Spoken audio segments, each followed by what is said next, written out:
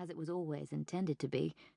But now it is no longer the hub of gossip that it was in the 60s and 70s, when society struggled to keep up with the changing times, and the old ways clashed with the new like waves against rock.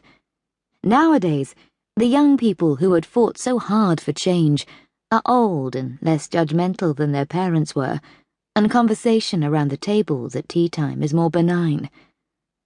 But on this particular evening in July 1973, an incident which would not even merit comment today had whipped the ladies of Crab Cove Golf Club into a fever of excitement. They had barely glanced at their bridge cards before the subject which had been teetering on the end of their tongues toppled off into an outburst of indignation. "Well, my dear, I think it's immoral, and I'm ashamed on her behalf," said Evelyn Derlacker in her low Boston drawl, pursing her scarlet lips in disapproval. Evelyn was the weather vane of polite society. Everything in her environs reflected her conservative values and high moral standards. From her immaculate cashmere twin sets and auburn coiffure to her beautifully decorated home and well-mannered children, nothing escaped her attention. And with the same scrupulous application and a habitual lack of generosity, she passed judgment on those around her. "In our day, if you wanted to be alone with a man, you had to lose your chaperone. Now, the young are out of control, and no one seems to be keeping an eye." She tapped her red talons on the table and glanced at her cards distractedly. "Terrible hand. Sorry, Belle. I fear I'm going to let you down." Belle Bartlett studied her cards, which were no better.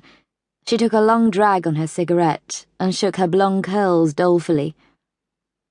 "The youth of today," she lamented. "I wouldn't want to be young now. It was better back in the 40s and 50s, when everyone knew where they stood. Now the lines are all blurred, and we have no choice but to adapt. I think they are simply lost, and we mustn't judge them too harshly." "Belle, you always try to see the good in everybody. Surely even you must concede that Trixie Valentine has let herself down," Evelyn insisted. "The fact is, she has not behaved like a lady. Ladies don't go chasing boys around the country.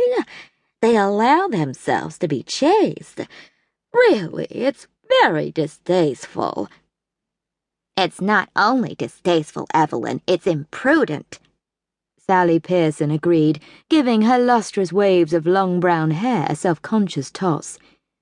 "By throwing themselves at men, they tarnish their reputations, which can never be restored." She waved her cigarette between two manicured fingers and smiled smugly, remembering the exemplary young woman she had been. "A man needs the chase, and the woman needs to be a prize worth fighting for. Girls are far too easily won these days. In our day, we saved ourselves for our wedding night." She giggled and gave a little snort. "And if we didn't, we sure as hell didn't let anyone know about it." "Poor Grace. To have a daughter shame her in this way is very unfortunate," Belle added sympathetically.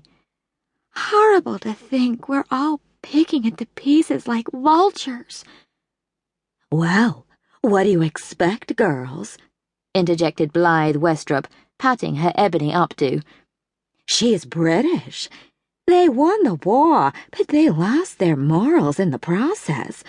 Goodness, the stories that came out of that time are shocking. Girls lost their heads." "And everything else," Evelyn added dryly, arching an eyebrow. "Oh, Evelyn," Sally gasped, and placed her cigarette holder between her lips to disguise her smile. She didn't want her friends to see her taking pleasure in the scandal.